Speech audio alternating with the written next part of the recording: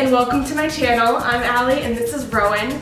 My other dog Clover's around here somewhere sniffing around. For those of you that have been on my channel, you know that these dogs mean the world to me. Which means when I travel, they often go with me, whether it's to the park, to go hiking, to go visit a family member or a friend. And because they travel so often with me, it's important that I have a travel box for them in my car just in case we get stuck somewhere or anything happens while we're out and about. I'm gonna put him down before he gets too antsy. So if you're somebody that likes to travel with your pet, I thought it might be helpful to see what I put in my travel box for my dogs. That way I know I'm always prepared when I'm out and about. So I'm gonna take you through a quick walk of what I put in my box to make sure all of our trips are smooth sailing. The first item that I always keep in my box is an old towel. It doesn't have to be anything fancy, it's just an old towel that I keep on hand for when we're at the lake or hiking on the trail and our dogs get in the water or get in the mud. They're really good about finding anywhere that they can get their feet dirty. So this is just really helpful to have on hand to wipe them up before they jump back into the car. The next thing that I like to keep in my box is just a package of Huggies baby wipes. Once again, if your dog is coated in mud, their feet are nasty, they've got stuff all over them, this is the best way just to wipe them down. It's safe, it's totally okay to wipe your dog's feet off with baby wipes. It just makes cleanup a little bit easier before they jump back into the car. The next thing that I like to keep on hand are poop bags. Typically when we're at home, we just recycle our grocery bags, plastic bags, but when you're on the go, this is really nice to have on hand. This box has 60 bags, which is plenty for when we travel. They're small, they're easy to store. I can stick one of these in my pocket if we're out hiking on the trails. They're just really convenient to have instead of carrying around big bulky trash bags or plastic bags like we use normally when we're at home. A tip for buying these, you can buy these at the pet store, but they cost like $12 for like a 3-pack. I get mine at Ross or TJ Maxx in the pet section. This whole box of 60 was $1.99, so you can't beat that. If you're looking for bags, try Ross or TJ Maxx, and I promise you, you'll be able to find them for a lot cheaper than you would at a pet store. The next item is just an extra collar. Typically our dogs wear harnesses when we're out, but weird things happen and we've had things break or get misplaced or left behind, especially if we take our dogs off the leash to let them go play in the water or run in the lake. It's always a good idea just to keep an extra collar in your box just in case something were to happen while you were gone.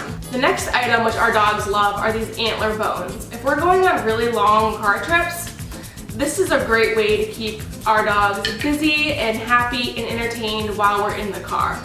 We've got 2 really high energy dogs, so it's really important that we walk them and we take breaks and stop and let them stretch their legs. But these are their favorite things in the world. And the best part is that these antlers are not messy. We've tried other types of bones and treats and chews in the car and they just break apart and they get crumbs everywhere and they stink. These are scent free, they don't crumble, they keep our car clean and keep our dogs entertained, so win-win.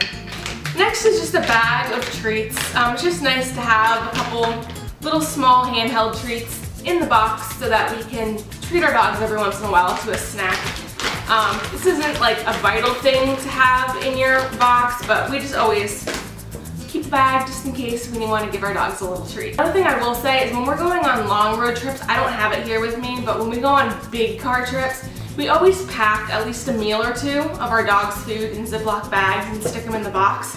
That way in case anything weird happens, a car breaks down, we get stuck somewhere overnight, our dogs always have food. Next is one of these handy dandy travel bowls. Once again, this bowl I found at Ross for I think like $3 and we use it all the time. These go for like $20 at a pet store, which I personally think is ridiculous for a rubber bowl. So seriously, try your TJ Maxx, your Ross, stores like that. You can just find them a lot cheaper. This particular bowl I really like because it has a little hook here and we can attach it to a backpack for hiking. It just makes it really easy to carry around. It's really lightweight and it's big enough that we can put enough water for both of our dogs in here.